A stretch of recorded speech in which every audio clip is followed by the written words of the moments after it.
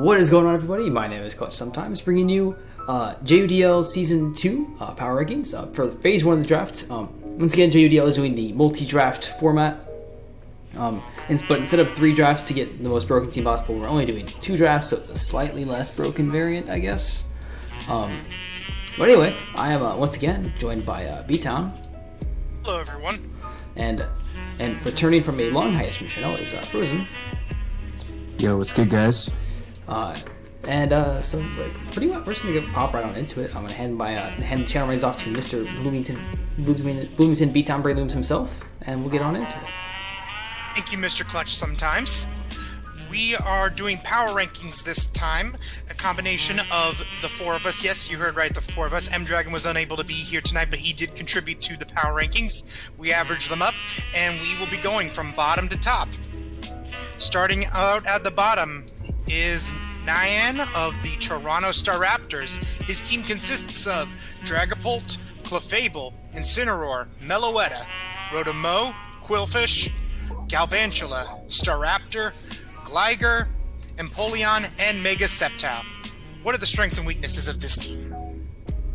Well, if I could start off with some of its strengths, because it does have a couple. It has pretty good speed tiers. It has 2 very fast mons that are going to be very hard to outspeed without, a Scarf or a boost. So it definitely has that edge. It has a pretty good Fairy Dragon Steel Core with Dragapult, Clefable, and Empoleon. Clefable's the GOAT. I love Clefable. I think it's a terrific mon. Absolutely. On any team. And it has solid hazard control, 3 really reliable defoggers in Rotomo, Gligar, and Empoleon. And that's about where the good stuff ends. I would say it has good rockers as well. Clef and Empoleon are really good rockers. Yeah, and Gligar. Yeah, Gligar is not a Pokemon, but okay. I love Gligar.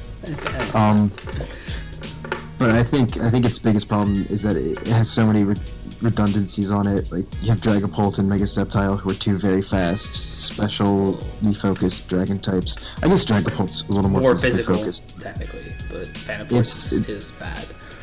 Yeah, they're very, very similar in terms of foundation. Mm-hmm. He has Rotomo and Galvantula just shown there. I guess he wanted Galvantula for webs, but certainly there could have been a better option. Yeah, I agree. At the round 3 Incineroar is just kind of a turn off of value almost. Like Clef is a good start. I guess Pult's really cool. Clef is awesome and will always do well almost as long as the player is decent. And Clef just does things that you can't get anywhere else and all that jazz. Yeah. And then it just kind of the value just kind of gets really limited really fast. Yeah, there's not really a central focus with this team. It doesn't do anything particularly well. It kind of just is a hodgepodge of a bunch of mons that kind of all do their own thing, and nothing really cohesive. And I think some of the mons are just really bad. I don't think Staraptor's that good for a 12-pointer. I don't think Quillfish is good bulky water. Meloetta's okay, but there are more desirable psychics out there because it doesn't resist fighting. And he has I guess he has good fighting resist though, Gligar, Clef, Dragapult. So it doesn't need to be the fighting switch in, but I understand what you're saying. It's not a true psychic. Yeah. So you mentioned Galvantula. How well does this team operate as a webs team? I don't really think it cares for the most part. Vandestraptor on webs is kind of nice in some matchups. Pult doesn't really need the webs to be successful. Same with Sceptile, and maybe Meloetta can be decent on webs, but not it's not it's really gonna torch most teams that Z this gen. Yeah, I just don't really see how webs become super effective, especially when you can't rapid spin. Your only source of removal is defog. Mm-hmm. So he didn't even get good webs. He kind of got bad webs, and I don't think Galvantula is a great setter, especially with all the web setters we have now. Yeah, Galvantula is honestly I'd almost argue that Galvantula is just one of the worst web setters available. Yeah, it's just a mess of a team. There's not really anything going on particularly. It has a couple of threats. I think Mega Sceptile's pretty cool, but the type synergy is whack. Everything is just very confusing about this team. Yeah, it's just an odd looking team and it's very oddly put together. Yeah. I did want to point out that in terms of the construction of the team, that Nyan is on record as saying that he is a lot more familiar and better with lower tier mons, so that is why there seems to be a lot of those little mid to lower tier mons on them, because he's a little bit more comfortable with them. That being said, for this team, it is an odd team, but there are good pieces to it. Which mon needs to succeed the most for the team to be successful? Clef.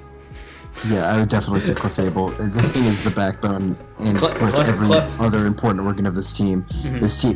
This team needs Clefable to do well, otherwise it will fall apart at the seams very fast. If Clef's not like playing the most broken Pokemon in the team, this team is not like the team goes very far. Yeah. The team will go as far as Clef carries it, but other than that, it's very much just up in the air. Yeah. All right, moving on now to our number 15th ranked team, which is Thomas's of the Copenhagen Gallades. The team consists of Tornadus Therian, Victini, Mamoswine, Tangrowth, Mienshao, Jellicent, Alolan Persian, Comfy, Toxtricity, Fortress, and the GOAT, Drampa. Gopa. Strengths and weaknesses. Gopa. The GOAT. Gopa. One of the strengths that I see immediately is that it has Drampa, which is the greatest Pokemon in history. Nuts, man. So it's got that going for it right off the bat. In actuality, though, Torn is turned into one of the top threats in Draft League with its access to Boots and Nasty Plot. Boots Torn is absolutely a demonic set to play because it just doesn't die. I had a lot of like good success with it in PBL just because I could switch in Torn into any attack I felt like, and it would live, and I could U-turn out and get like all of it back in like a couple of U-turns, and Torn was just back to full. It's pretty nice. And only since then has it added Nasty Plot. Yeah, and then it added Nasty Plot, which is just like an amazing option for it against, because it boosts that like pretty meager special attack at like really dangerous levels against like teams that like already don't have, like switching to like knock off. And once you kind of pivot down the electrics a little bit, it's a really great like fourth option for Torn. Yeah, I think it has a couple of things going for it. It has pretty solid top tiers, like I said. Like Torn and Victini to start is really good. It has really solid speed tiers actually. Torn just giving you like such a great speed tier boost. Also having Alolan Persian and Mienshao to be above 100. It's really nice for it. He's got good type synergy as well, like decent at least. Aside from the fact that he's very allergic to ice, which brings me to problems. He has pretty bad hazard control for a team that has a Victini. Torn and Victini as its top two picks. I mean, your options for removal are Torn itself, which you don't want, Comfey, which stinks, and Fortress, which stinks. Yeah. Like it doesn't have a great it. Not only does he have like a few unmons, like really bad Pokemon in Comfey and Fortress and Drampa, admittedly. Unfortunately. It's just like there's not enough support there for a solid top tier foundation. Yeah. You really need to like really form that, like you need to get that, you need to like completely keep hazards almost away from like Torn and Victini like consistently, or else you're gonna be running Boots, and like as good as like Boots Victini is, like it's actually a really good set. I've seen it like I thought like really a ton of usage, like a lot of this gen, just like it's a great pivot with U-turn, and like you can feed create stuff, U-turn out, like run special blue flare sets. It's like really good. It's a really nice set, but like not being able to run like the boosty items on Victini, like Choice Band or like whatever, it just like really limits its production. Yeah, I think this team, it has the foundation there to be a good team, but I think it really falls flat with its support. Comfey is not a good Pokemon anymore. I really like the Victini like Tox kind of combo though. I think it's a really nice combo. Toxed, I was going to say that this is the first time that at least I have seen Toxtricity in Draft League. It's a very interesting Pokemon with a very unique typing. how do you expect it to do here in JUDL? I like it on this team personally. I think it's a really nice water breaker. Well, like they just like it's a water like killer on a team that like for Victini like is like such a water like almost attractant. People always bring waters against Victini, so just having something you can kind of U-turn out and like really play the pressure game with is like really nice on the team. I think it's a pretty solid mon. It's got a lot of good options. Throat spray, like shift gear is pretty good. Specs itself is pretty good. Scarf has its matchups. Like I think it's a cool mon. I'm not sure. I think 12 is like a good price for it, but I'm not sure I go much higher than that. I mean, it's really good at breaking. Like it's a good special breaker. I wish it was a little faster. Yeah. For a mon that's so weak to common moves like Earthquake. Yeah, like the most like one of the most common moves in Draft League. It should be interesting. It's really unique Pokemon. Obviously you can't sub up on it or anything. So it's a really interesting pick. I think it has a ton of potential.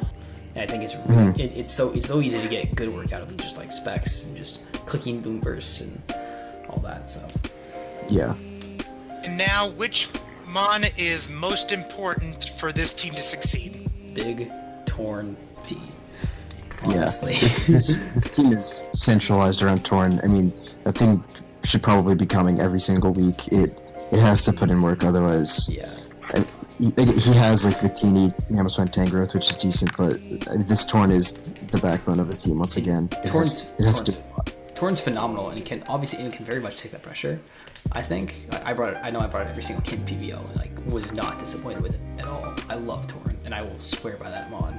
I swear by 70%. Like, but like, yeah, if Torn does well, this team will like have like a good shot at like doing pretty decently. I think. Yeah. Moving on now to our next team on the list. It is Clutch and the Kansas City Kingdras with a draft of Kartana. Where'd my team go? Good question. What are you talking about? Kartana and no, where is my team though? On the dock. Oh. Did someone hide my team? Someone hid my team. This is so lame. Just go to JUDL roster. I found it. Someone hid it. Nerd. Someone hid my team too. What the hell? I bet it was M. I feel like it's an M Dragon thing to do. Okay, resume. Yeah, sorry.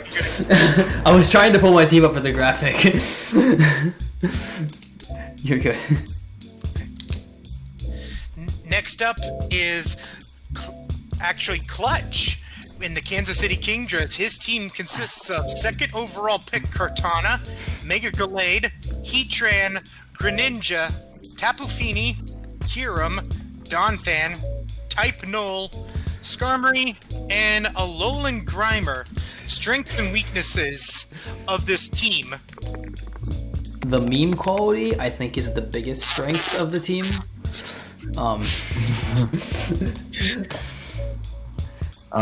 I mean, just a quick disclosure. I put this team last on my list. I love the meme factors here, but this team is just absolutely horrendous. It has 9 Pokemon because Alolan Grimer doesn't count. Type Null arguably doesn't count. Donphan arguably doesn't count. Hello? So like really, you're looking at a 7-mon team here, and 3 of which are Steel types. So to be fair, they're different Steel types, and Mega Gallade is an absolutely tremendous Pokemon, and I think it'll be interesting to see it being used with Tapu Fini. But I mean, I just hate this team. Its speed tiers are, but like, it's really bad in my opinion. There's just so few viable mons like week to week for you to bring that it's just so predictable, and it's a great meme. I love the meme. Don't get me wrong, like one of the best meme teams I've ever seen. But like the cores are all over the place. Your ground type is a Donphan. Bro, Donphan go. Donphan go. I think it was my kill leader in last season of the UPA. I was pretty proud of it. I don't know how. I don't know how. It's a pretty garbage mon, personally. It got power whip this gen, so we're just chilling now. Ooh, power whip. That's just absolutely tremendous. Absolutely tremendous for it. I guess now that I can get that speed boost from Rapid Spin, it'll be killing those waters very, very easily. Very easily. I'm not gonna say too much about the team. Second overall Cortana, because I really had to finally commit to the meme. Cortana Gallade, just a good core. Heatran's a great like synergetic pick with Gallade. You know, I've drafted Finny because M wasn't awake to talk me out of it. But you know, that's your excuse. Yeah, it's good. That and the fact that Sam was in call. I was in call with Sam. And he said, "I support you making bad decisions," so I picked it. Yeah. Going even further, this team struggles to break psychics outside of Gren. This Gren has a lot to carry on its shoulders, and its shoulders aren't that big, in my opinion. You know, it's just this team is just all over the place, and like it has some merits, but I think it's the worst draft because of just how all over the place it is. Yeah, it's certainly one of the oddest drafts I think I've put together in a very long time. But you gotta experience sometimes. That wasn't even mentioned in the rundown. Kiram, who has become a much higher top tier dragon this generation thanks to the new moves it has gotten. With a team that has a lot of type redundancy, how much pressure is on Kiram to perform very well? I would say a decent amount, considering it is his dragon, and like it is, you know, Kiram definitely got boosted with Dragon Dance and Icicle Spear. It's definitely got a good bit better, and it's still just as good as it was at everything else. And now it can carry boots, which is really nice. So I think it's a really solid like dragon, and it's pretty good here. I mean, yeah, I don't have too much to complain about with Kiram here. It's pretty good. And we kind of answered this question already, but is Greninja the mon that needs to succeed for this team to succeed, or is it a different mon? I would say yes. I'd say Gren or Gallade personally, but or Gallade, yeah. But I think Gallade's just gonna be like the captain of this team. I think Gren definitely like it has a lot to do. It has to break fire types. It has to break psychic types. It has to do a lot. It's his like fastest mon. It applies like the most special pressure on his team outside of maybe Heatran. And it's got good momentum, which is going to be helpful for getting things like Gallade and Cortana often. So I think Gren has probably the most like that it needs to do on this team. One extra bonus question. Ooh. Who comes more, Type Null or Alolan Grimer? And you can't say neither. Alolan Grimer. Type Null. Type Null has a cool design. Moving on to our number 13 team, which is King and the Florida Marsh Shadows. A little bit of rebranding there. Bro, I can't believe I can't believe I got beat by King in power rankings when he drafted Eldegoss. Like this is outrageous. His team consists of Mew, Corviknight, third round Gastrodon, Dragonite, Gardevoir, Mega Houndoom, Terrakion, Voltund, Eldegoss, Nihilego, and sorry. I don't know how to pronounce that. I say Nihilego is I think I pronounce it Nihilego. Okay. I said Nihilego. Nihilego. I'm not sure what the actual official pronunciation is. I should look into that. Nihilego, and Fennekin, which decided to upgrade the mascot and then take the mascot the former mascot on the team. I'd say so strengths and weaknesses. I'd say the cuteness factor of Fennekin is certainly a strength. Although I think if it had Toxel, the cuteness factor would be much higher. I will say I have a couple. I was a little more forgiving of this team than most. I think it has a lot of threats. Like Mew is absolutely tremendous Pokemon this gen. Mew with Terrakion is very good because it deters any kind of knock. I wonder why he frozen things too. Where have I seen that before? So obviously I've drafted it and I had pretty decent success with it. So I think it's a really good offensive core. He's got like Corviknight, which I think is a little overrated, but it's still a good mon here. It gives him a much needed ground immunity because Dragonite just ain't it. It's not it. And Eldegoss is the worst grass type available. He has a solid Fairy Dragon Steel core, admittedly. And what else? He's got good speed tiers and decent hazard control. I would say some of the mons are a little redundant here. Like, even though Gardevoir is a solid fairy here, I don't know why he drafted Gardevoir specifically. I don't know what Bolton's really doing here. I don't like. Houndoom is okay here. Bolton like looks nice for the speed tier, I suppose. I think it also helps with the factor. The 121. But is it nice. just. I don't think it does enough to distinguish itself from like other fast physical attackers, especially like when you have a Terrakion sitting there. Yeah. Why would you bring Bolton? Why would you bring Brandon Bolton when you can bring Brandon Terrakion? Same kind of thing. Like. Yeah. And like his team is pretty ground weak because he doesn't really have like Eldegoss the goat, but like outside of his immunities he can't really switch into ground that effectively. And like most of his offensive threats are actually weak to it, so makes like pivoting around really difficult. He's very hazard weak, and it's pretty reliant on Gastro and Corviknight to wall if he wants to get any kind of success. Yeah, it's gonna be the Gastro Corviknight core is like nice.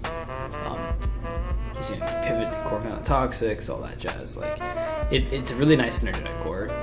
But it's a lot of pressure on those two Pokemon to like come like a lot and like exist when neither of them set rocks either. Because the rockers in this team I think are pretty weak as well. That's one of my bigger complaints with it.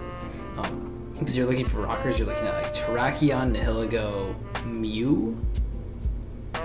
Yeah, and those are weird rockers, and you do not want to run rocks in those Pokemon every week. Yeah, you never want to run rocks on Mew. You almost never want to run it on Terrakion. Yeah. I guess you could run rocks. You could run. It also gets T-Spike. I've run rocks as like a fourth on like choice sets a few times. Rocks occasionally on like as a fourth. It's like it kind of it's for me. It's almost like a slap on fourth, but like I don't want to run them on them very often. Yeah, it's like usually I like to see a team have at least one or two defensive rockers. So that way you can come in, take a hit, force a switch, and get up free rocks. Yeah. This team can't really do that. No, it's a very fast team. You want like those kind of teams want like those fast rockers to like do that, but then he's trying to like slow the game down with Corviknight Gastrodon. It was like kind of a mix of like a team message there, honestly. Yeah, it's very flip-floppy between like offensive setup powerhouse and very like momentum killing defense. Mew core of Gastro kind of sit back, be more defensive kind of style. Yeah. Speaking of Gastro, there was quite a stir in the draft room when King took Gastrodon in the third round. Now, I have an exercise for you. I want you guys to do your best attempt of defending third round Gastrodon. It works really well with Corviknight, to be fair, because they cover each other's weaknesses really well. And it's a solid bulky water, really good against electrics that this team like otherwise heavily struggles with. It's got some niche techs in there, like Scald's really good, like easy to spam. It's got Clear Smog, so it's not setup fodder. It has some things going for it. Storm Drain, so it's a Scald switch in. It's a nice value bulky water, but I don't know how you justify drafting it. The one way I can defend it is that he's looking at the other teams and he goes, "Wow, nobody has a water type yet." Except he's like, because the teams that had waters at the time, he had Blastoise. Btown has Mega Blastoise. Lando has Mega Swampert. Mora has Dracovish, and that's it. at that point. Essentially, maybe there's a couple like in the third round here. There's like the melodic, there's the polytone. So like he's like, I don't want to lose my water. I'm gonna pick it now. That's the one way I can like kind of half defend it. So other than that, nah, you don't pick Astron third round. You just don't. It's gonna be there come round 5-6. Like, it's just very rash. I can't defend it. Now, which mon is going to be the key to success for King? Mew or Corv? I would say Corviknight, definitely. Corviknight's gonna have to do a lot when it comes to being a Seal type here. It needs to defog a lot. It needs to defog pretty much every week, which is gonna hinder its ability to set up, but this thing has to be the defensive backbone of this team. Unless you're running Defog Knight, or I guess you can run Rapid Spin Eldegoss. But Eldegoss is literally the most fodder Pokemon I've ever seen in my entire life, so like... It really is. He has two defogging Knights, which is pretty cool. It doesn't even get toxic. Like, it's so bad. It's just terrible. I think Eldegoss is so bad. I think it literally only has grass and normal moves. Yep, it doesn't get it's like Tangrowth, but like worse. Like a million times worse. It's so worse in every single facet. It worse in every way except it gets Rapid Spin, I guess. It's like the only thing it has over Tangrowth. Every other facet, it's like not even marginal. It's massively worse. It's so bad. Yeah, Eldegoss just is terrible. Like, there's no defending Eldegoss. It's worse than Fennekin. Yes. Fennekin's a better pick. I think Fennekin should be 5 points. Eldegoss should be 1. I'm down with that, honestly. Moving on now to our next team on the draft. You can tell it's a weird draft when in the bottom 5 instead of the top 5 we have Clutch and M-Dragon, as M-Dragon comes in at 12th here with the Keystone Kartanas. The team has Tapu Lele, Zorora, Mega Metacham, Mandibuzz, Seismitoad, Primarina, Silvally, Salazzle, Tangrowth, Tangela, Shelmet, and Capraja. Strengths and weaknesses of this team. So he has the Goat Spiker and Shelmet. He said he's bringing it all 6 weeks, so I expect it to come every week for spikes. I like the Lele Medchamp core is good. I think it's seen it used before. Yeah. It's fun. It's a pain because Medchamp already hits stupid hard, and then adding terrain to Zen headbutts is stupid. Yeah. I was gonna say it has a lot of offensive potential. Like, yes. I think it's offensive. Like, even just in its top 3 months, like that's really all you need. Like, because Metacham will break everything. Like, except for Psychics, and Psychics can't touch Mandibuzz, so that's pretty cool. He has a lot of Steel Killers and Pokemon that just annihilate Steel types or completely wall Steel types. Yeah. For Tapu Lele to succeed and Zeraora to succeed to a certain extent. His water synergy, I think Seismitoad and Prim are great if you want to have 2 waters on the team.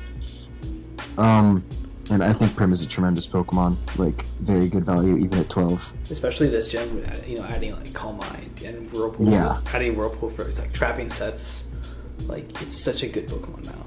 It's not that it was bad last gen. I think it's better value than the 12 points leads it to be. I think. Yeah. Does Copperajah get rocks? I forget. It does. Yeah. So and it has, and I know that Em has done the calculations. I know like multiple times. It has like literally like the same bulk as Empoleon, which is pretty cool. Or like remarkably similar to Empoleon. Yeah. So he has Copperajah, that's how I pronounce it. This is a good Steel type on this team, much needed for taking on opposing Psychics and all that jazz. Yeah. I don't know. Like, my biggest problem with this team is that, like, his hazard ability and his hazard control just are very all over the place. His best removal mon is Mandibuzz, which is solid, but you're kind of pressuring it to run a lot of defog. It's not a horrible team, but, I mean, Shit Volley definitely puts it down quite a bit, and I don't think Tangle is, even at 3 points, I don't think it's a good Pokemon. 3 point Tangle is value. I think it's solid. I just think it's so weak and it's so inferior. You see that? Do you see the special attack stat? Base 100 special attack. Hello. That's not weak. I think it's pretty weak. It's not a horrible team. Like wait, said. wait, hold on. Real talk. Why is Tangela cheaper than Odegas? Wait, what'd you say? Why is Tangela cheaper than Odegas? Real talk. That's actually a good question. Man, who did this tier list? Kind of awful, honestly.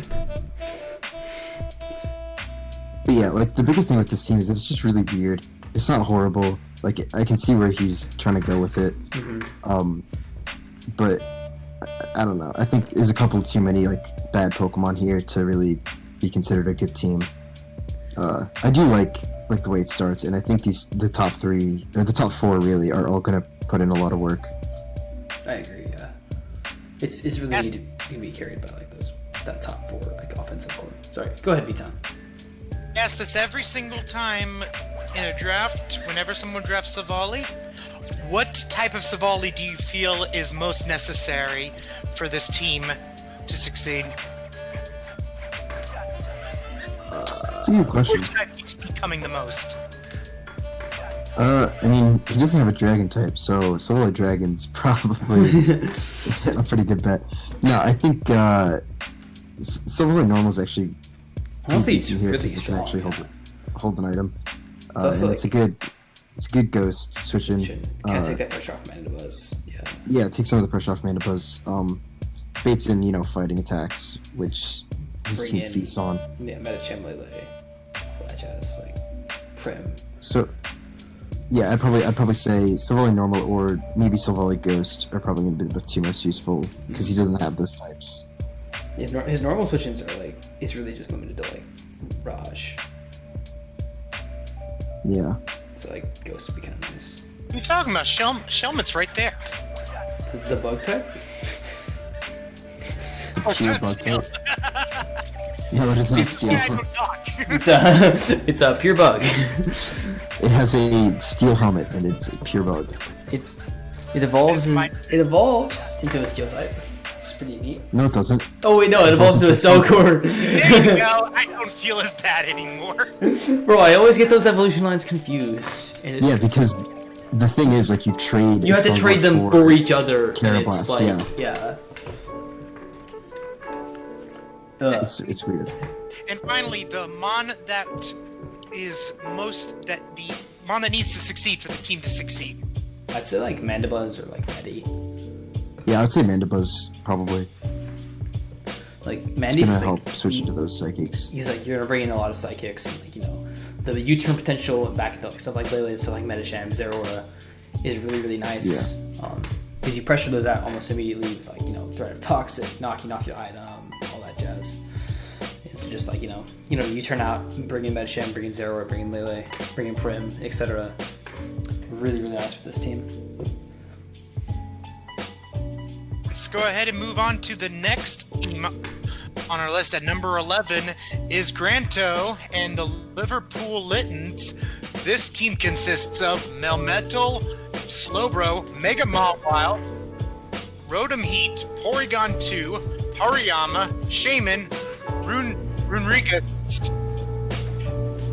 Dragalge, Aerodactyl, and Sneasel. Strengths and weaknesses of this team. Well, the team does great Trick Room team. Yeah, the team does really well in Trick Room. It's a terrific Trick Room team. Like, it applies so much pressure under Trick Room. There's really not much you can do about it. He's great Trick Room setters in Porygon 2 and Slowbro. Mm-hmm. And, I'm sure Dragalge can find something to do under Trick Room. Dragalge is really underrated, I feel. I mean, it also in Power Fire, which sucks. He gets like Focus Blast though. Yeah. Focus Blast, the most reliable move. Of course. It's less reliable than Best move in the game.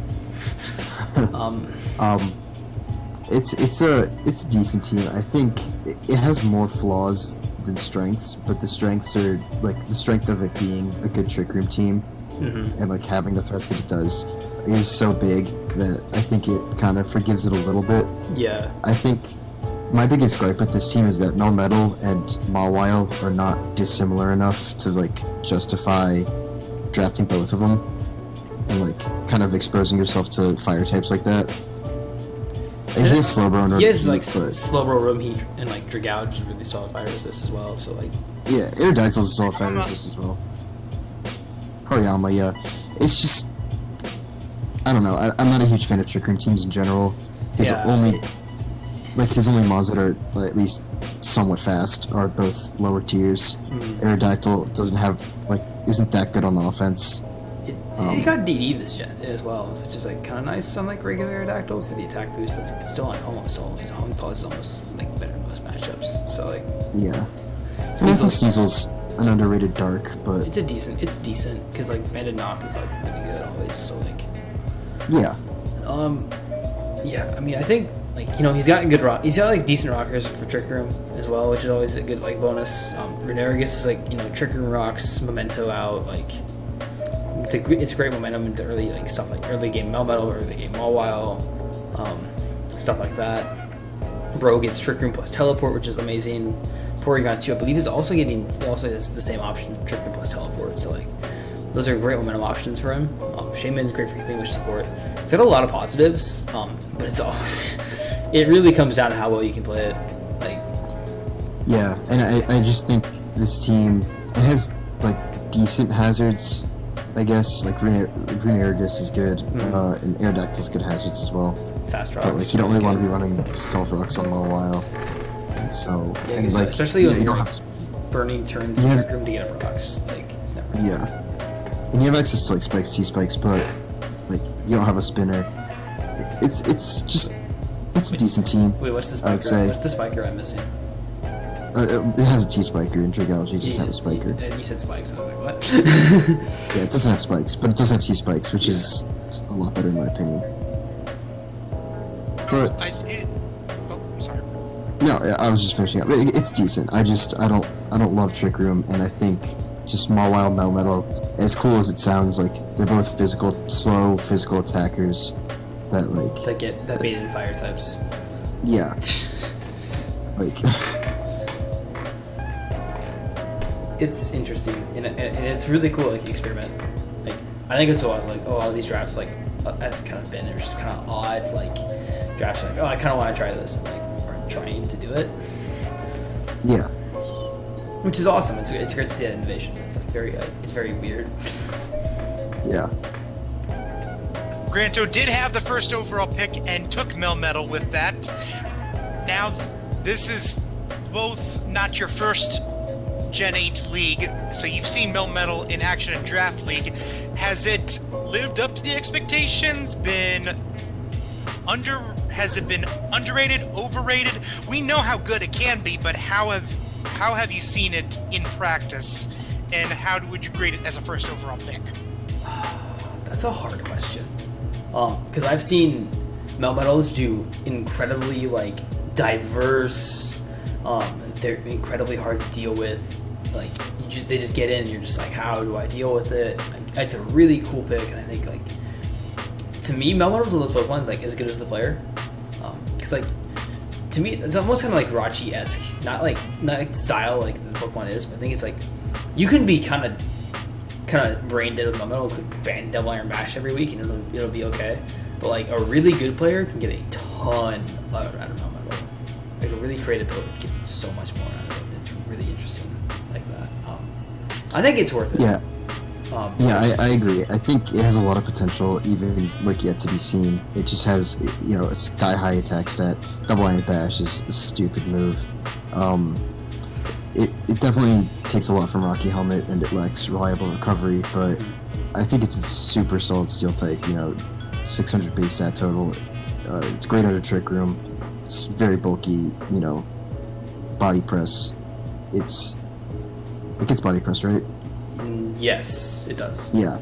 So, it has a lot of potential. Ascarver body press sets are really good. Yeah. It's almost impossible to break on the physical side. On the special side, it's a little easier, but even with that, 135 HP, it's not going to be fun. I think Melmetal's a terrific first overall pick. I think it's arguably like the best steel type in the format this gen, as of now. You can make the argument for Aegis Slasher, Celesteela, but I think Melmetal's gonna have a lot to prove this upcoming phase. Yeah, I agree. Melmetal's really cool. I think it's a lot. I think it's a lot yet to be seen. I agree. Yeah. And now, is Melmetal the mon that needs to succeed for the team to succeed, or is it a different mon? I'd say it's like almost Slowbro. Yeah, I would agree it's Slowbro. This Slowbro's going to be setting up Trick Room a lot, so you need to set up Trick Room, take on fires, teleport. Yeah, exactly. Like it's just a lot of pressure. Slowbro's great, and I love Slowbro, but like it's a lot. Moving on now to our number 10 ranked team, which is Kyle and the Jacksonville Jolteons with his sweet new logo that he has unveiled. His team consists of Mega Scizor, Pelipper, Raikou, Nidoqueen, Latios, Barraskewda, Tapu Bolo, Umbreon, Regirock, and of course the GOAT, Trapinch. Strengths and weaknesses. This team. Well, he gets a free kill turn 1 every single time because, he gets his first impression, those grass types with Trapinch, with that base 100 attack stat, Choice band first impression, Trapinch GOAT, Trapinch GOAT, Trapinch GOAT. Mega Scizor in Rain is quote-unquote unkillable, especially with hidden power fires kill, things like that are really nice. So Latios is amazing, and getting it round 5 is amazing value. Especially the DLC buffs are great for it. Aura Sphere, Mystical Fire, Nasty Plot, Latios is amazing, all that jazz. Like it's a really, really good Pokemon. Fits really well on any kind of team. Yeah, Mega Scizor in Rain, quote-unquote, being unkillable. I think, someone's going to have to introduce it to moves called Scald. And that's, one of the bigger problems I see with this team, is that it doesn't really deal with Scald particularly well. No. At all. Yeah, actually. It hates Scald so much. Because the grass type's Bulu, and Bulu's prone to get burned. And then you're boosting Scald, it's put that pressure on Latios, all that jazz. And you also can't, it's not like you have Kingdra where you can just switch it on a Scald, 4 times resist it, and not care. Barraskewda very much cares about Scald. Yep. And, even still, you don't want Raikou taking, Scald chip and potentially getting burned. It's, very Scald weak. It has its problems. It's pretty Ice weak as well. But, in Rain, it's pretty solid. Scizor this gen, I think, has transformed into one of the better steals out there. It's a great first overall pick. It's arguably, I think it's arguably another top steal next to AG and Selly. Yeah. It's so hard to kill. Yeah. I think he's got some decent synergy with Bulu going, with Nidoqueen and Raikou. And Pelipper, good Rain setter. But it's kind of a standard Rain team. It doesn't do well, outside of Rain. Yeah. It does okay, but not particularly well. Kind of have to bring Rain. I don't know. At least Barraskewda can function outside of it because it's just such high speed tier, which is what makes Barraskewda so interesting, I guess. It's a Rain mod that can kind of function outside of it because it's so fast. It's not. And it has a good attack stat. Yeah, and it's not reliant on Rain for its boosts necessarily. It's nice and it's appreciated, but it's not I need to have Rain or I will die. Some of the Rain mods are. Kind of take your swim with that. Yeah. Yeah, and it's an alright team. I kind of like it under Rain. I don't really like it outside of Rain. It struggles against Steel types. It struggles against Scald. Yeah.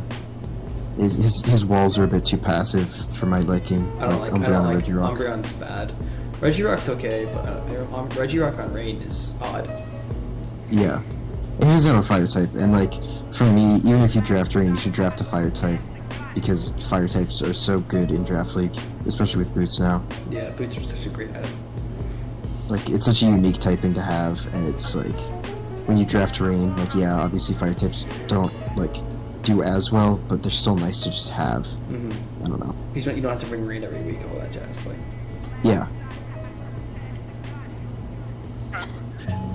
With Bulu comes grassy terrain. Which Mon do you think benefits the most from grassy terrain on this team? Raikou, probably.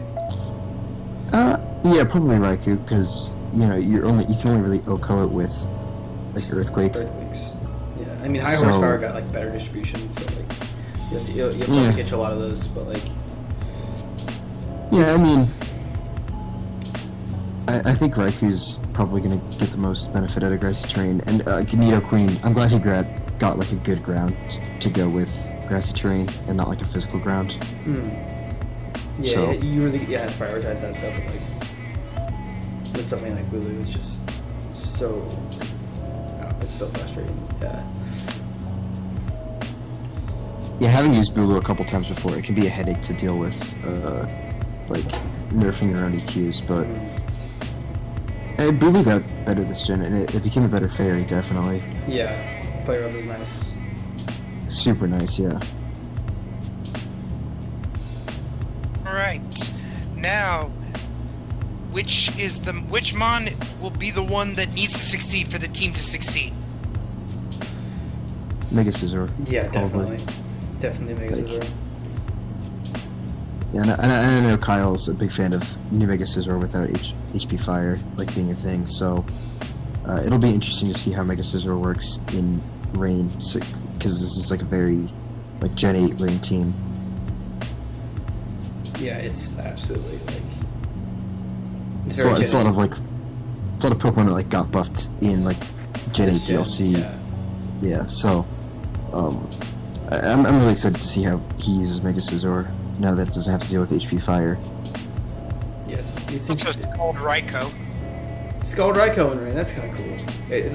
Raikou also gets Weather Ball, which is also a fun fact. Yeah, and Raikou got better because now it can Timid Aura Sphere. Timid Aura Sphere. Still have to be shiny, but like. Yeah. Timid. Shiny Raikou's better anyways. It's true. Now moving on to our next team, as we are now reaching the middle of the power rankings. Number 9 is Btown, me, of the Blooming Looms. This team consists of Mega Blastoise, Cinderace, Crocodile, Scizor, Decidueye, Lantern, Galar Weezing, Tornadus, Reuniclus, Sirfetch'd, and Shelgon. Strengths and weaknesses of this team. Shelgon Goat. I like the Mega Blastoise is just amazing this gen. Yeah, it's tremendous. If I could just butt in for a sec, I think this team has tremendous offense. Yes. I was a little higher on it than everyone else. I think this offense is just incredibly threatening. Having to prep for Mega Blastoise is a nightmare. It's so because it can be mixed, it can be physical, it can be special. Like it has a good move pool. It's really hard to deal with adequately. Like if it gets up a Shell Smash, it's very likely to just win the game right there. Yep. And this team has great type synergy. I think Cinderace, like being able to U-turn into Mega Blastoise is gonna be great. It's gonna draw in other fire types and ground types. Yep. Immediately get those pressures out. Like it's so good. Yeah. Yeah, you have like it doesn't particularly struggle with any particular team trope or like one type. It's very well balanced on the type chart. I would say my biggest gripe with this team is that it lacks an FDS core, Fairy Dragon Steel, because as cool as Shelgon is, it's not a Pokemon. Maybe it's better than Salamence, but it's still. I honestly would say that it is better than Salamence. Like Salamence is not good, unfortunately. And also, like, it only has one. This team, I believe, only has one rocker, which is Crocodile, and that's huge. That is correct. Yeah, Crocodile's the only rocker. That's a big downside, I would say. Having like kind of like shoehorn yourself in a rock stroke every week is unfortunate. Yeah, because Crook wants to do so many other things. Like it wants to be choice banded, scarfed, like. Yeah, it's unfortunate. I want to mention court change, so I could just use the opponent's rocks. Just fair, but your opponent gets a rock scan, etc. you know, it's good and it's an interesting like status there, but like it's yeah. Yeah, I really like the offensive synergy here. I think it works really well offensively. Defensively, there's a lot to be desired. Mm-hmm. I think Surfetch is a cool Pokemon, but I don't know how. I love Surfetch. I don't know how much it's worth its value at 8. I think it's worth the value at 8, personally. It hits so hard. Choice Band hits really hard. Leak hits really hard because it crits like 25% of the time when like close combat, and like Leaf Blade will crit 50 on 50-50. Like it's really good, I think. It's just a little slow for me. I think that's my biggest issue with Surfetch. It doesn't really have the bulk. It outspeeds most wolves, which is really nice. And it's like it's bulky enough to take like one hit from almost anything, honestly. Yeah, it's a cool Pokemon. I'm really excited to see it used. I love its design. Like one of my favorite Gen 8 Pokemon. I agree. In terms of design, and it's about time Farfetch'd got an evolution. It's true. A lot has been made of Tornteet getting Nasty Plot. What kind of impact do you think Nasty Plot has on regular Tornadus, aka the best defogger? Oh, it is the best defogger, 100%. I think it has a pretty big impact. There's a lot it can do with its special move pool. Like you get access to Dark Pulse, Heat Wave, obviously Air Slash Hurricane. It's the same exact move pool that Tornteet has. It also has the higher special attack stat as well. It's a higher special attack stat, and it's got Prankster, which is really cool. So it has some really cool options, and obviously, like with Boots, it's going to be a lot easier to get in there. So I really like Torn Incarnate. Mm-hmm. I think it has a really good spot on this team, and I think it can do a good amount with its new and improved Nasty Plot and Boots. Yes, Boots Nasty Plot, Hurricane is Hurricane, but when it hits with a +2, it's going to hit really, really hard. Yeah.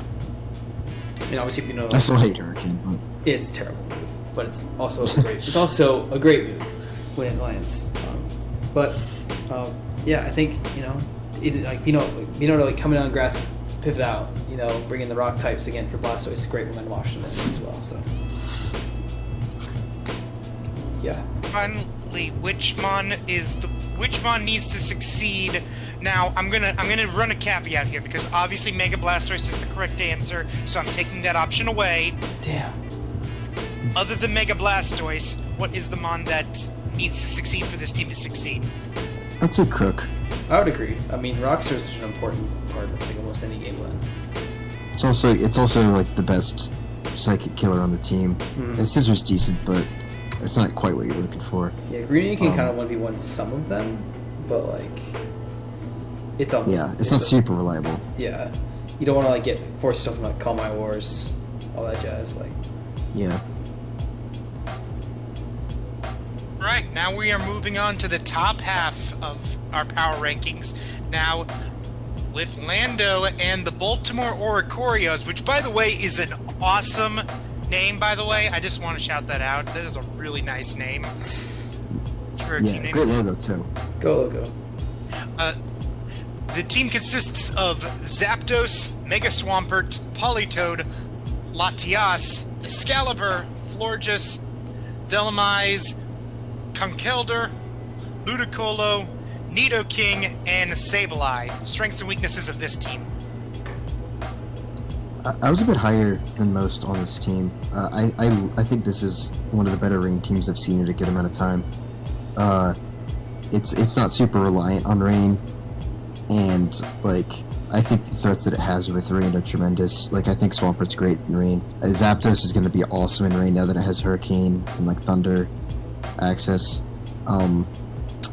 It makes really good use of its value, and it's like a well-balanced team, great point economy, solid FTS core. I can't really complain too much about this team, other than maybe it can struggle against Psychics a little bit, which seems to be a trend. Mm-hmm. It obviously doesn't have a fire type again, like a rain team without a fire type, especially one that like has the potential to be this good outside of rain. Yes. It's very disappointing to see. But I don't have too many complaints. I think for being a rain team, it does a pretty good job of it. I like I mean, Zapdos I love on Rain. I think it's awesome on Rain now. Like, you know, being able to take down opposing waters and like take on grasses like super effectively with like Hurricane. Like Hurricane Zapdos is such a huge buff. Like it's amazing. Yeah. It's insane. It's insane how good Hurricane Zapdos is. As long as you land them, like it's awesome. I think that like, you know, the ground's core of like Pert Nido King is really strong. I don't quite get what Sableye's doing there. I guess it's a dark, but Sableye, in my opinion, is not a very good dark. Yeah, it's pretty weak and it's pretty frail. And you can throw like knocks and stuff off, but like it's just not that good. I think also the speed tiers are pretty bad here. Like your fastest mon is Latias, you know, outside Rain. So it's a very slow team, very like it very much has to play on its own terms. Yeah, I agree. But you know, Politoed's I think a pretty underrated rain setter. I think if you're looking for value, it's got a good amount more value on it than something like Pelipper, cheaper option. Yeah. So yeah, I like it. I like the team a lot actually. You mentioned the boost to Zapdos. Do you think it was a surprise first-round pick at the time, but do you think this will start becoming a more common thing as it becomes more of an offensive and defensive threat? I would say yes. I think Zapdos was already a very strong, like, electric type before, you know, the DLC, and now that it gets access to Hurricane, as well as, like, still keeping, you know, access to things like Heat Wave, I believe, and, you know, Thunderbolt Volt Switch. U-turn. Turn, you know, I think immune to ground. Yeah. Well, like 13 like, I think, U-turn. Like, yeah. I think it could start finding its place as maybe like a late first round, early second round pick for leagues to come. And it's going to be, I think, a staple on a lot of Rain teams in the future. It's an awesome Pokemon. It always does good work. Yeah. And finally, which mon needs to succeed for the team to succeed? Zap. I honestly think Zap. It's Zap. Yeah. Like Zapdos is the central focus of this team, so it has to do well. All right, bonus question time. Ooh.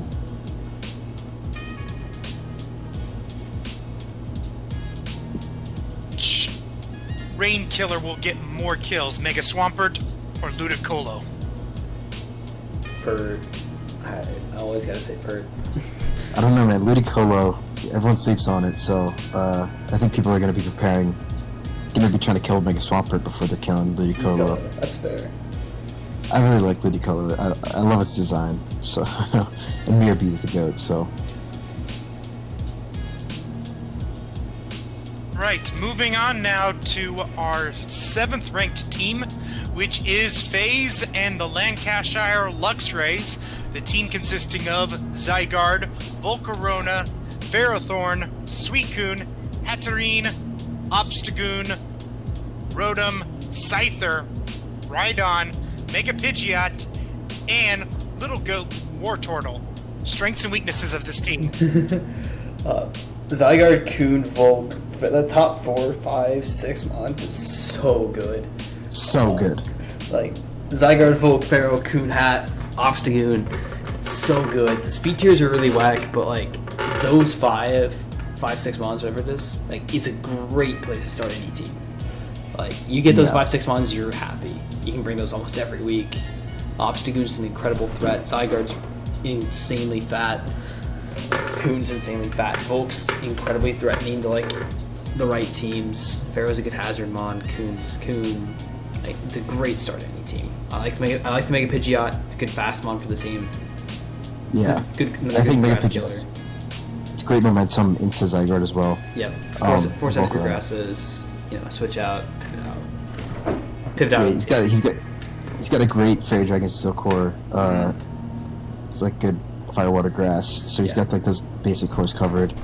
I think my main gripe with this team is that when it comes to removal, his team is pretty weak to hazards considering he doesn't have a T-Spike absorber, and like all of his removal is low tier, Yeah. and that like And like Mega Pidgeot, I guess. Yeah. But and, like, it's like, I mean, Hatterene Magic Bounce is there and it can beat some rockers, but like you don't want to like.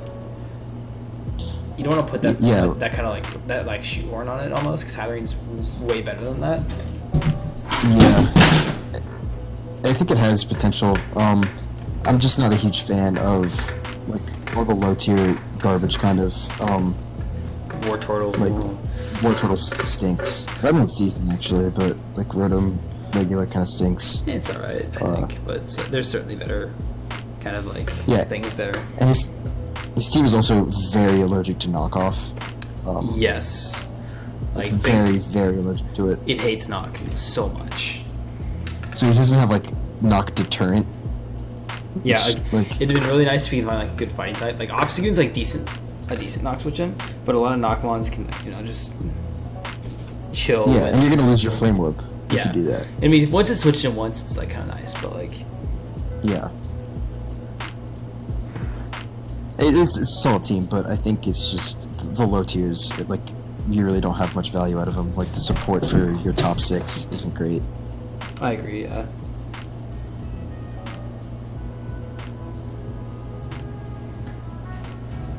You mentioned the magic bounce, but also we talked about boots quite a bit as well. Has there been a Pokemon that has benefited more from boots, or theoretically benefits more from boots than Volcarona, and kind of as an opportunity now of what your thoughts are on boots on the 8th gen meta? Boots Volk is amazing. Yeah, I mean, it feels like boots were like made for Volcarona, almost. Like it's that good on. Like the best like Volk sets, in my opinion, like almost always are like the defensive like quiver sets that are like super hard, like defensive quiver roost sets that are like so hard to kill. You have to carry Tox for them. Like those teams like don't have like good rock coverage options. Like those sets that make Volcarona so hard to kill and like can set up just all over your team. Beat your water 1v1. Like make it so good. Yeah, I definitely agree with that. I think in general, I think Boots is one of the best things that's ever happened to singles. I think Boots makes the game so much more entertaining. It makes it prep so much more fun. Like you don't have to, if you don't want to worry about hazards, you don't have to. Yep. Like, and they offer enough of a drawback that like they stay balanced. So I love Boots. I think they're great for the Gen 8 meta. And like I'm so glad that Game Freak actually added them in. Yeah, because in all honesty, I felt like hazards became too powerful in Gen 7. Yeah, a little bit. They were good, certainly. You know, a lot of teams are just like removal, for sure. Yeah, like removal like became like an absolute necessity. Like you needed at least 3 removal mons on a team for it to be good. And like it's just like it was a pain that you had to deal with if you had a rock weak mon. Like fire, like it was so annoying for fire types, and now like fire types got so much better because of Boots. Right now, the mon that needs to succeed for this team to succeed. I'd say Obstagoon almost. Because you really need that dark. You need the dark resist to come through, I think. I'd probably say Hatterene, just because like it's the special. It's like I guess the special breaker, if you will. Like I mean, obviously Pidgeot and Volcarona are there, but like Hatterene offers it's your only psychic, it's your only fairy. It does a lot on this team, and Hatterene's just a terrific Pokemon. I think it's going to be like the big offensive special backbone, because like yeah, Pidgeot's there, but it can't hold Boots, and Volcarona's more of a setup oriented mon anyways. Yeah. I can attest that Hat doesn't need to set up to hit hard. Also, fun fact, it has a decent physical attack. Oh, no doubt. 90. It's SD too. SD player of Goat set. Yeah. You got like what? Brutal swing? Good coverage, yeah. Moving on now to our number 6 team in the power rankings, Drum and the Nimbasa City Shockwaves, which, again, I've said it last season, but again, that's such a creative name as well. Real big props to that. This team, which was taken right out of Gen 6, was Mega Charizard X, Lando T, Rotom Wash, Sylveon, Registeel, Superior, Mesprit, Weavile, Garbodor, Poliwrath, and Masquerain. Strengths and weaknesses of this team.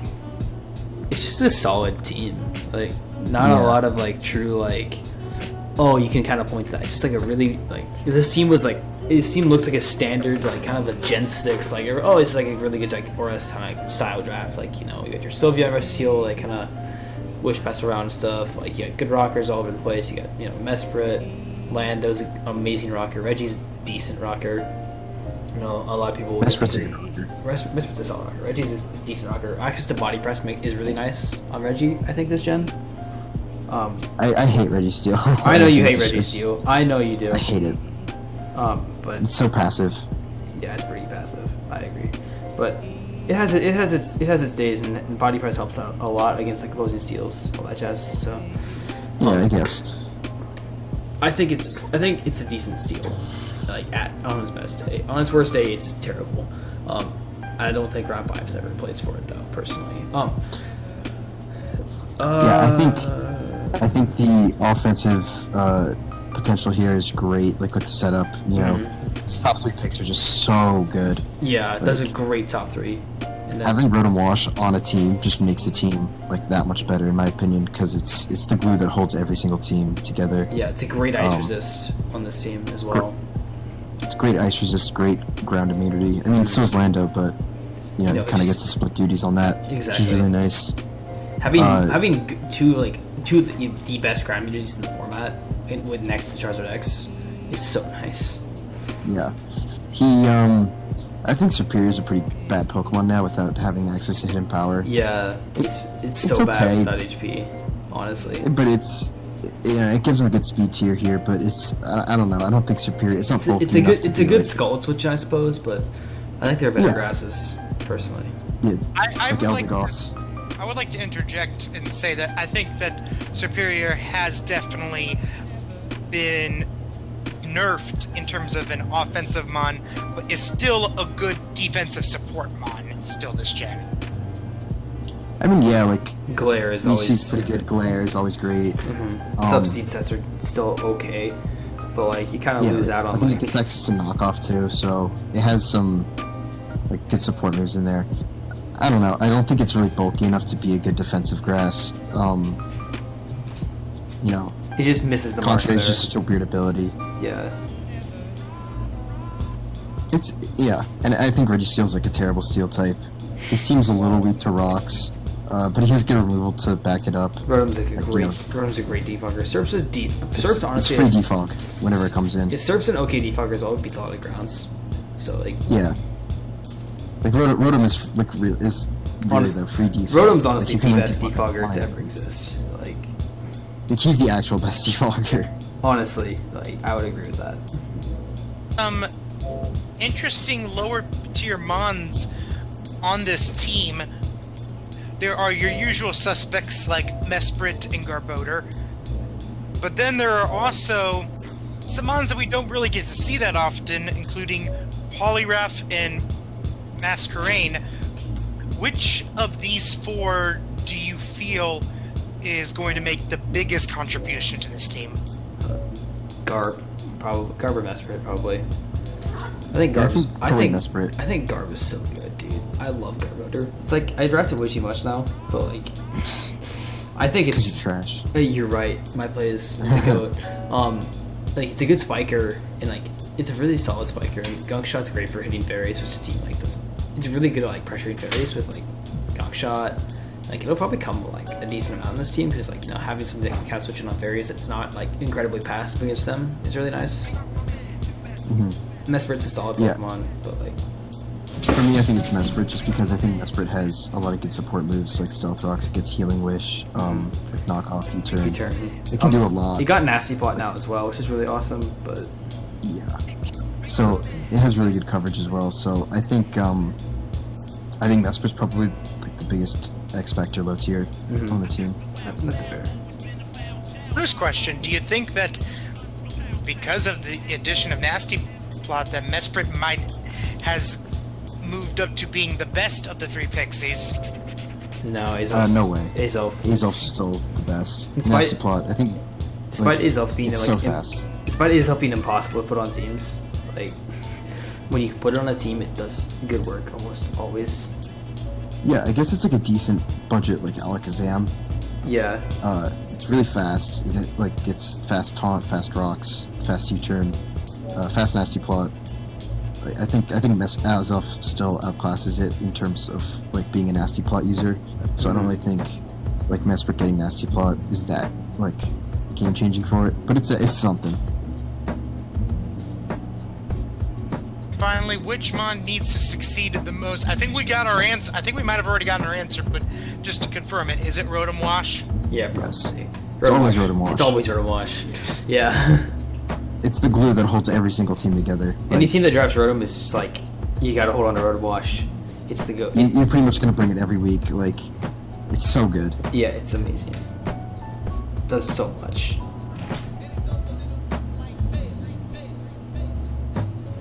On now to the top 5. In 5th place of our power rankings is Zoro and the Sherbrooke Venusaurs.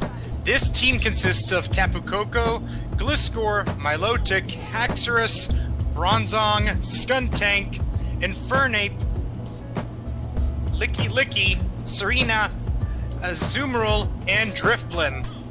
Strengths and weaknesses of... Moving from a Gen 16 to a Gen 17 here. Yeah. I hate to say it, but like you can't really mess up Coco. Like having Coco, it's very well balanced. Yeah, it's just you throw Coco on a team, you throw some threats on there, throw a couple like decent defensive pivots, go score a Melodic Bronzong in this case, throw like an Infernape, a Haxorus, an Azu, and a couple other things here and there, and you get a pretty strong team out of the deal. Like, yeah, he's got pretty much like a lot of the things that you'd want out of a team. Exactly. Because he's a couple of issues, like particularly breaking psychics can be a little bit tough. It's a lot of his hazard control is a little bit lacking. Yeah, because you're really kind of pushing into like weird defoggers. Like Coco is a really whack defogger. I don't like defog Gliscor. I think Gliscor already has enough problems with 4MSS as is. Like, because you want to run, Stealth Rock, Taunt, Earthquake, SD, Defog, Knockoff, Facade, etc. Roost, like, Protect, Toxic, like, Sub, like, on every other set. It's a great Pokemon, but it's so hard to put everything you want on if you could put, like, an 8-move Gliscor on a team, broken. Like... But other than that, it's true of any Pokemon. Gliscor more so, honestly. Oh, not Dracovish. Dracovish, you literally only need one move. Yeah, Dracovish should be broken with, is still broken with one move, but like... I think, his team is very well balanced, obviously. I think, he could have used another ground type, I think, because his team is a little bit weak to electric, and, Gliscor doesn't have to deal with HP Ice anymore, which is awesome. But Gliscor still struggles with the same thing that Gliscor struggles with, which is bulky waters. So, he has the tools to deal with those. I just think for a team that has a lot of momentum going for it, I think you have a lot of momentum killers like Licky and Bronzong and Milotic that are just going to completely halt everything. Yeah, it's an odd. Licky is just kind of weird with that kind of team. I know it could kind of... Are you trying to get wishes to, I guess, Song? I don't quite get Licky on the team. I guess, a Ghost Resist, but, Skunk just keeps up momentum much better. Because he can, at least can, beat pressure with, Nasty Plot, which is really nice, but, Yeah, and Skunk's actually really good value at we hit it at 5 points. That's kind of ridiculous, actually. Yeah. I think it's really solid. Even though it doesn't have Pursuit anymore, it gets access to Fire Blast for Steel types, Defog, like Aftermath. So I think it has some stuff going for it. It's very good, I think. Thing to also mention is that physical Coco is now a much more usable set now that it's getting play rough with the DLC. In close combat. CC as well is awesome. Yeah. But with that being said, which mon outside of Coco do you think needs to do the most work? Who is that sweeper? Basically, I'm asking between Gliscor, Haxorus, and Infernape and Azumarill, who's that number 2, that second offensive threat that is the one that you most need to worry about if you're an opponent? Well, it's always Haxorus. Yes, Haxorus, yeah. I hate Haxorus is so strong. I hate playing Haxorus. Yeah, so it's much. such a nightmare to switch into. 147 attack is just ridiculous. It's great. You've got all sorts of sets. You know, SDDD are insane. Scarf. Band. Even Band is just as threatening. Like Band is unswitchable almost. Yeah, Banded Outrage hits stupid hard against teams that have like bad fairies. Like I don't know if your fairy is something like, I'm trying to think of a good example. I don't have a good example right now, but like you have a bad fairy in a team that like doesn't have match very often, or just there's like kind of a bad I'll here. go ahead and mention it since M-Dragon isn't here. Slurpuff. If you have a Slurpuff on it, that actually is a good example. If you have like a Slurpuff as your fairy, you know, it doesn't. If it comes, it's not always gonna be checking Haxorus, so you can kind of just spam that like Banded Outrage button. It's gonna hurt stuff because Haxorus is ridiculous. Yeah. Like I think definitely Haxorus is a great second option in this team. Yeah, I 100% agree. As good as Infernape is, Haxorus, like being the dragon, is gonna do a lot of work, I think. And a bit of a bonus question, since that was kind of a cheap question that kind of bled into the which is the most important mon thing, and I think we already know the answer to that one is going to be Coco. The answer is always Coco. Always Coco. It's not Gen 7 Coco, which was ridiculous and almost arguably broken in some senses. But my extra question is, do you think if you take away Coco, do you think electric terrain helps or hurts this team more? Kind of goes both ways a little bit. I think it hurts it a little bit. It hurts because, again, like Melodic a little bit. Yeah, he doesn't have the second ground type either, which I kind of hope that this team would have. But he went for like he went for a drift bloom, so like kind of a cheaper like even like a cheap 3-point ground would have been like kind of like nice and more useful than something like drift bloom. Like I don't know, like Skuntank maybe. Or, not Stunfisk. Stunfisk would have been decent even. Yeah. Yeah, but I think overall it's kind of whatever. I mean, can't spoil the Haxorus, I guess. Yeah. On now to number 4 on this list, which is Mora and the Monterey Gyarados. This team exists, even though it should probably be outlawed. You have Dracovish, Jirachi, Komao, Mega Lopunny, Grimmsnarl, Sandaconda, Rillaboom, Weezing, Cofagrigus, and Mantine. Strengths and weaknesses of this team. I mean, like, so many threats. Komao can set up 5 different ways. Dracovish has a Z move every single turn. You can make a Lopunny, even though it's not what it used to be, even with its updated move pool, still gets access to U-turn to get Dracovish in more often. Grimmsnarl for free screens, like, and you have really good hazards, like 2 really reliable T-Spike users in Weezing and Cofagrigus. Like, this team has so much offensive potential. I think, like, Oh man, I don't know how you're supposed to deal with this team defensively. It's a really good FDS core, even though he has a couple of like reuse typings, like 2 high tier dragons, 2 high tier fightings. It doesn't really matter that much because like they all kind of fulfill very different roles. And Dracovish is hardly a dragon. It's really just a water type that isn't weak to electric and grass. His team definitely struggles with fairies a good amount. Like Dracovish, Komodo, Lopen, and Grimastraw, they all get absolutely dicked by Moonblast. He has Jirachi there, which is like, you know, he's only steel, and he has Wheezing as well for fairies.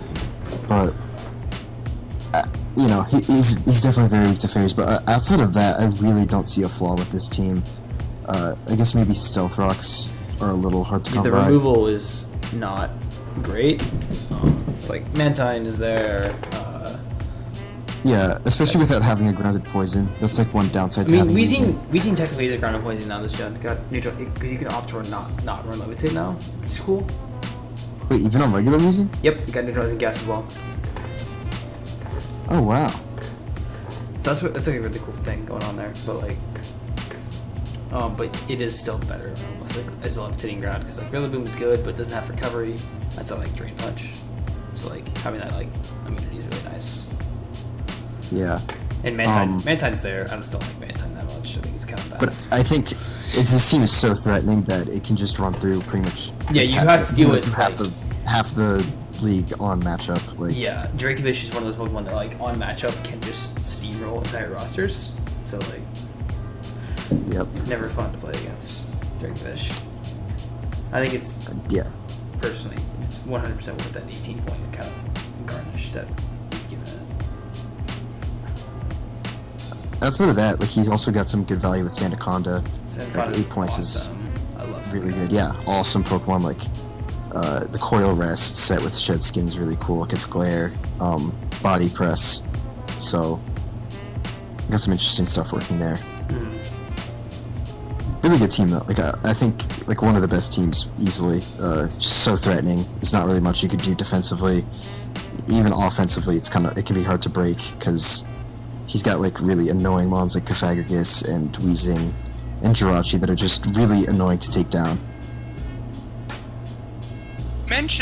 Frozen, you mentioned a little bit about Megalopony and it losing basically return its normal typing. That do you still feel that Megalopony is a top 10 mega, or do you think that it has slipped a little? Well, it's definitely slipped a little, and having used Megalopony so much, like in Gen 6 and 7, and like arguably it was my favorite draft league Pokemon, like not having return is devastating, and like even though it got Mega Kick is very unreliable. It's 75 accuracies, more reliable than Hurricane, but still. Even still though, I think Megalopony is just going to fulfill a very different role. The problem is that it just doesn't have return, and it's still helmet fodder. So it's like, you know, you get U-turn, and close combat's a more reliable, like hard-hitting fighting move, but yeah, it definitely got worse. But it definitely fulfills a slightly different role. But it definitely came back a little bit, and U-turn is super nice for it. And finally, the Pokemon that needs to succeed for this team to succeed. Now, this is probably a tough question because there's a lot of options on this team. Which one do you think is the one that absolutely needs to succeed? Weirdly enough, I think Rachi. I was gonna say Rachi. I was actually gonna like the weird option. I think was honestly like Sandaconda. Yeah. I think Rachi just because like you need the fairy switch in so bad. Like outside of Wheezing, like that's your only resist, and it's a very good fairy counter. But yeah, like he needs that. He needs that to do. Need it well. to exist. It's also his best rocker. Like you know, good U-turn. Like Thunder Wave is going to be really helpful for like Dracovish and Komodo. So I would definitely say Jirachi. Yeah, I would be inclined to mostly agree. Outside of like maybe Sandaconda because there's rocks and all that jazz. Like it's a very good offense team. Grimmsnarf for screens and T-Wave support. Like, bring in your boy Drakefish, start trying to get as many kills as possible, all that jazz. Like, don't forget, Mora promised 12 kills for. Honestly, the way Vish is, it's incredibly doable. 12 kills in 6 weeks. That's just two kills a week. That's easy. It's so easy for Jacobish. Like Vish can get. No, I saw it with Sam. Like Sam had a nice 6-kill game for it one week, just having a good time. Like it just be like that sometimes. Speaking of Sam, he is next on our Prowl rankings. He is third, the Seattle Supersonics, and his team is a meme, but really, really good. We got Mega Zam, Excadrill, Tyranitar, Keldeo, Togekiss, Amoonguss, Galardarm Manitan, Dredagon, Linoon, and Duosion. Strengths and weaknesses of this team, and when I said that, I meant it entirely on the fact that he has a 7th round Galardarm. Galardarm on sand is fun. Like it's just Galardarm sand. It's like a really standard sand build, honestly. Yeah. Good regen grass, like Tyranitar. Having used like sand plus Megalodios in the past, having a strong fast psychic to go with sand is going to be incredibly useful. There's really nothing that can switch into it, and then you just throw a Galardar Manitan on the team, which like also has no switch-ins. It's just going to be like it's. I don't know how you switch into this team at all. You can't. You just don't. You need to do it breaking this like Amoonguss Togekiss. It's like you also have Keldeo, which is a really good Pokemon. Like Togekiss and Amoonguss are decent support for this team. Like I don't understand how you switch into it. I guess one thing is that he can kind of struggle with psychics outside of T-Tar. Mm-hmm. Tar is really pressured to take on psychics. Duosion's there, but like Duosion should not come that often on a team that already has like what it is. I think Duosion's same thing with bad. Same thing with Ghosts on the team. Like psychics and Ghosts are really pressuring to Tar. Yeah, he's very pressured by Ghost, and he also I don't consider Duosion to be a Pokemon. He only has 9 Pokemon for all intents and purposes. Yeah. To be fair, Duosion has the same special attack stat as Reuniclus. Yeah, it's just. Yeah, and none of the bulk. Yeah, I mean, Evolite helps. He gets it close, but not quite. Yeah, he's decent Pokemon here. You're never gonna run Rock's Drill unless you're not running Sand 1 week. So you're gonna have to rely on Dread and T-Tar to get up rocks, and Keldeo's Togekiss is your removal, which is a lot of pressure on it. Again, you could run Rapid Spin Excadrill, but you don't really want to. Yeah. Not every week at least. I don't really see what Linoon's doing here, other than just being a bulkier. there. I think a bulkier normal would have been a little bit nicer. Something that could really take that pressure off of Tar and be like a Ghost Resist. Because Ghost is just so. If this is Gen 7, this team would be unbelievable. But like I said, Pursuit exists, but Pursuit no longer really exists. So Ghosts don't have to work around. They can come in, click Shadow Ball, not if you're being trapped by Tar, and just switch out. Yeah. And his support is pretty worn. He's can't really break through psychics. So yeah. This seems very has these threats, but then no support to back it up, which is kind of weird. But I think the threats are enough to just push it through so many matchups. The way Sam plays just with that kind of untamed aggression at times is just gonna help a little bit as well. Yeah.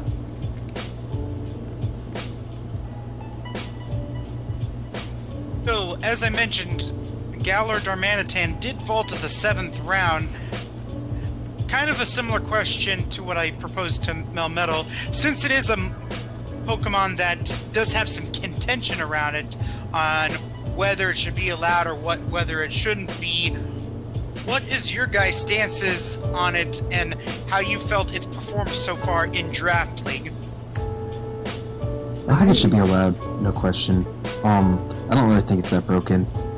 It's really good, and it's really hard to switch into, and it can U-turn and do a lot of damage on pretty much any water type that wants to switch into it. And I understand that, but I mean, you're not going to want to run Boots on it because you want to run Scarf. So it's still really weak to hazards. It doesn't have like, Icicle Crash is kind of unreliable, as opposed to Flare Blitz, like from regular Darm. And that's not to take away anything from like Darmanitan, because like Galar Darmanitan is unstoppable. It's incredible. Matchups against just Stab Ice is always good. Is always just amazing. Now we know why like they made Ice such a bad type, because it's just so unstoppable. The offensive typing of Ice is incredible, especially when you pair it with like the coverage options. Obviously, you can't like splice them like something like a regular Darmanitan can. At least you're locked. You're obviously locked because of grip tactics, but those Ice moves are going to hurt a lot from my choice band. Yeah, I mean, outside of that though, like this team. Also, one thing to point out: it doesn't have a fire type, so. I mean, Galar Darmanitan can Flare Blitz. That's true. Zenerd Darmanitan. No, you just click the random Flare Blitz button. Easy. Oh, that's true. You also get Flare Blitz. I don't know why you would ever click it, but it is for a Steel type. Yeah, I mean, it's that or Earthquake, so no. Yeah. It's just ridiculous that this like snow Yeti can just light itself on fire. Yeah, it does take recoil. And finally, which mon needs to succeed for this team to succeed? T-Tar. I think it's Tar. You need it to be able to check psychics and ghosts and all that jazz. So yeah, it's gonna have to be. It's just like on Sand in general. Like Tar needs to do a lot. Set Sand exists. Probably Set Rocks. Yeah, needs to set Sand probably twice. Like at least Set Rocks. Get damage. Like get crucial damage on like water types coming in. But yeah. Moving on now to our top two. In second place is Frozen and the New York Red Bulbas. This team consists of Celestelia, Garchomp, Mega Aerodactyl, Arcanine, Tentacruel, Whimsicott, Piloswine, Scrafty, Necrozma, Raichu, and Chatot. Strengths and weaknesses of this team, other than Chatot. I'll let Clutch go because this is my team. Oh, okay. Positive strengths, Selly Chomp is great. You got decent speed options, and Arrow's like one of the fastest ones in the format. Raichu's a decent electric, probably one of the only decent electrics left, honestly, which is really weird to say because it's not that great, but it's there. Decent. The Nox switches are kind of there. They're not that great. Chomp is a decent one because you can at least punish it with helmet with a rough skin damage. You can check electrics decently with both ground types. Double flying types like Selly and Aerodactyl. Tentacruel's a decent spinner. Necrozma is kind of hanging out at the bottom here, just chilling because you got the Selly Chomp Arrow. You're that's pretty threatening. You got some good low-tier support. Tentacruel, Whimsicott, Piloswine, Scrafty. Okay, and there's just the Necrozma, the DD Necrozma, just kind of chilling, saying, "Hey, how you doing?" And it's a great Pokemon. Necrozma's awesome and will never not be awesome. Cool design. Great move pool, huge threat, absolutely massive threat. Store power as well in this gen. I think it had store power last gen, didn't it? It did. Yeah. It just DD is the big one there. Just DD Photon Earthquake is amazing coverage. Yeah, I mean, if I can talk about my team, I guess a little bit, is that it has great setup potential, good top heavy mons, and some good support around it with Arcanine. I think Tentacruel is a really good Pokemon. I love Piloswine. Scrafty's pretty interesting. And Raichu's a decent, emergency electric. I think, for me, it's kind of weak to individual types, and that's something that I'm not used to when I draft teams.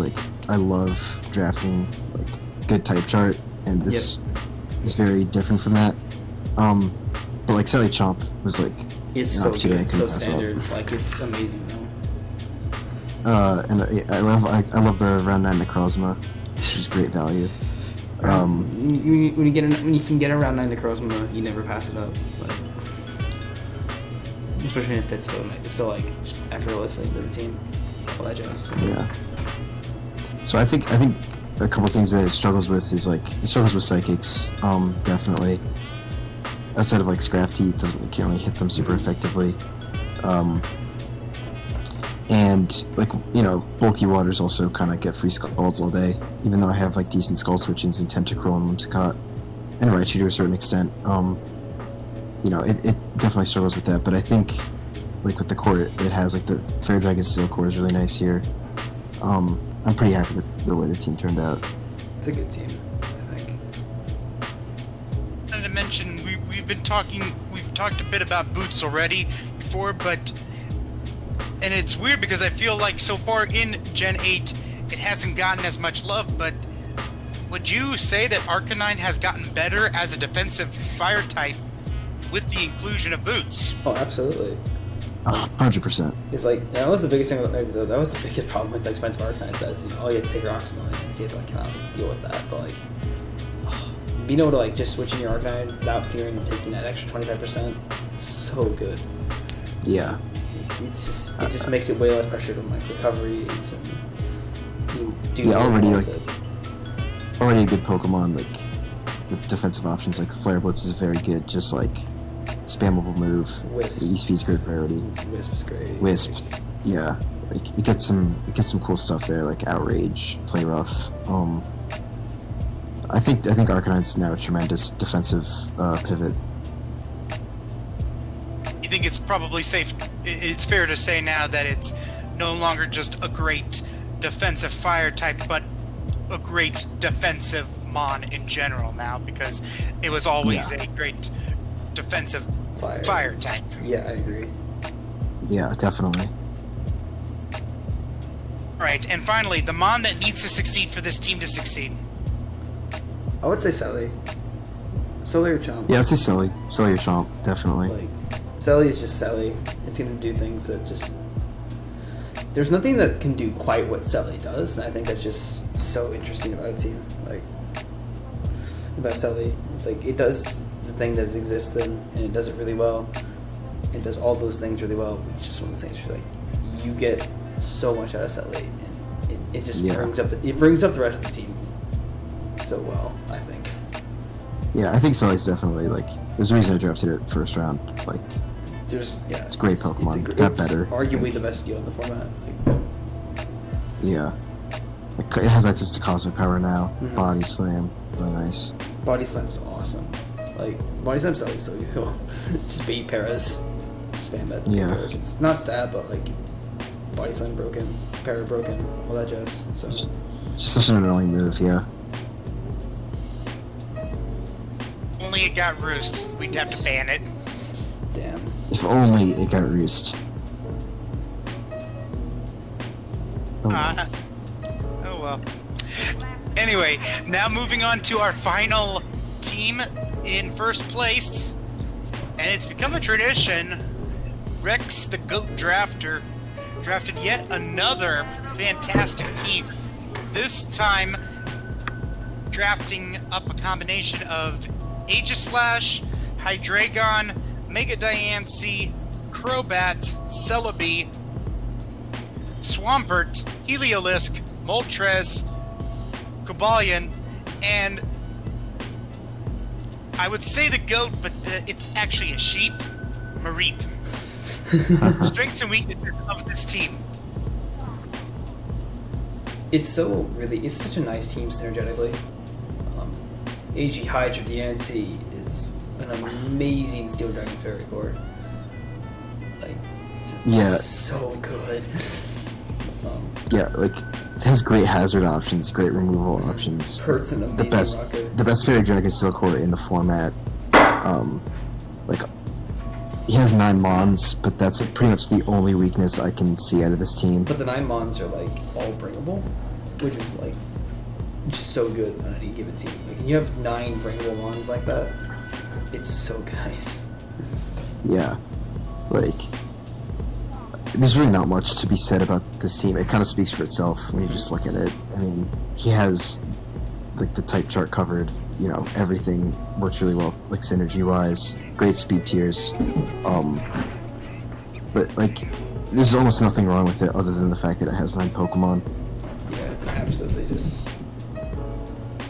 Like Moltres is super good this gen. Also like with boots, like that's another thing we were talking about with Arcanine. Like Moltres got so much better with boots. Moltres is amazing with boots. Not because like Moltres didn't really need the item too often, so just like just slack off some boots and just switch it on rocks and exist and be as bulky as Moltres is. Oh, it's amazing what it can do.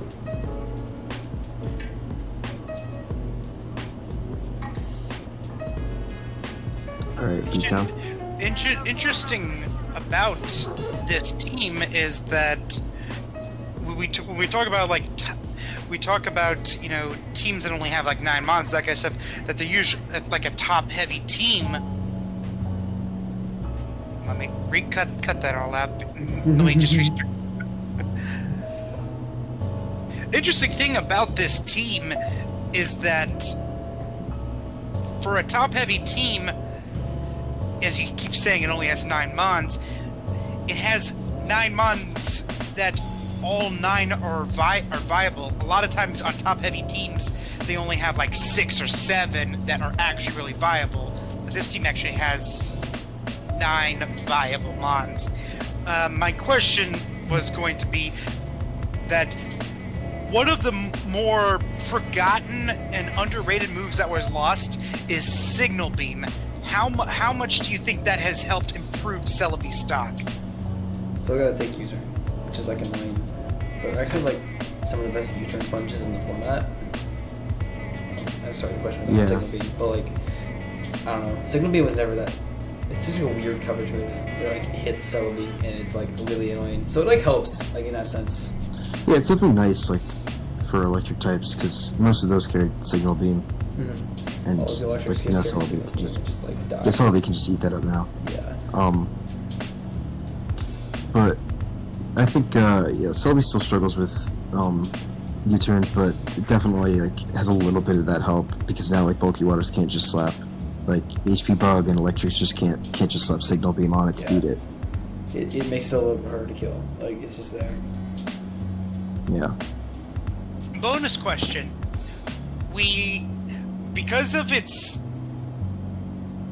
base stats being lowered a little bit, Aegislash became a draft league eligible mon. Do you, as we've gotten about almost gotten in a couple of seasons now of Gen 8, do you feel hesitant about, or do you still feel hesitant about Aegislash being in now one of the mons that is accepted, or do you feel that it has just come in and is still way too powerful? I think it's reasonable. It's less bulky. King Shield is like got like the nerf as well, so it's only -1 attack.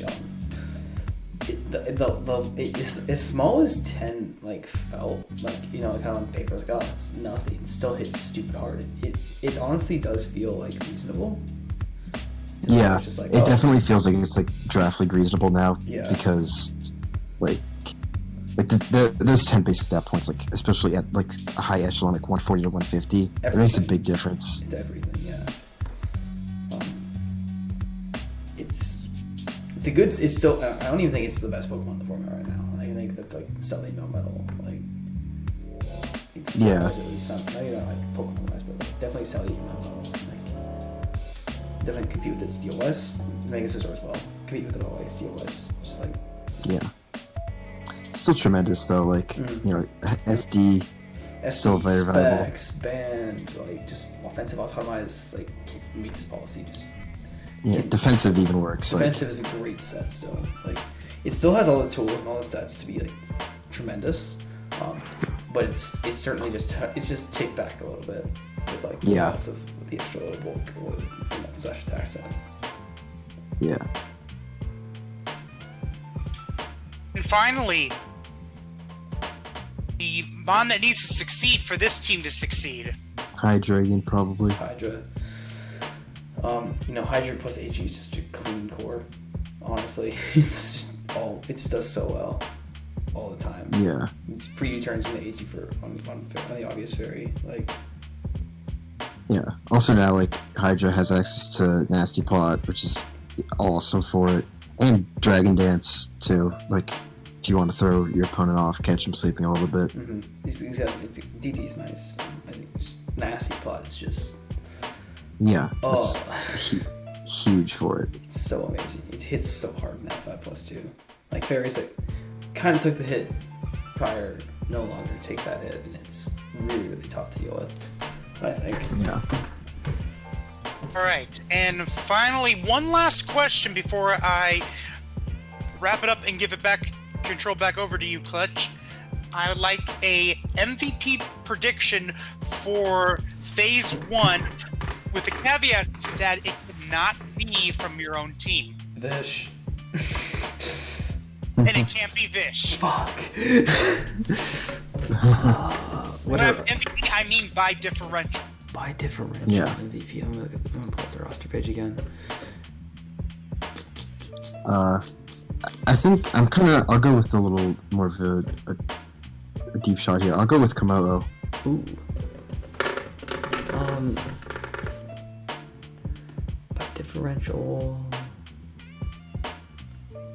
If I'm throwing weird shots in the dark and it can't be from my team, I'm just gonna give it to Melmetal because I want to give it to Melmetal. And I think Randall's gonna find ways to push Melmetal, like, because he can. And I think that's what he would do. My pick is going to be Mega Alakazam. I think we've seen Sam be able to go off with very high thing, and I think as much as it would be kind of easy just to pick Galardarm, I think Mega Zam with the new Nasty Plot, I think that's going to be our MVP of Phase 1. It'll be interesting to say the least. All these teams are there's a lot of interesting teams in this one for sure. Yeah. Now go ahead and pass it back to you. Thank you so much. Of course. All right. I think that's just gonna do it for us then.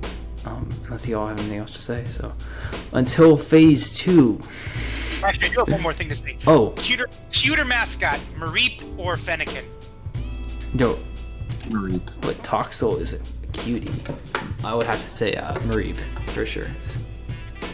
Okay, I'm done now. All right. Until next time, guys. See you guys later. It's 3 in the morning. All right.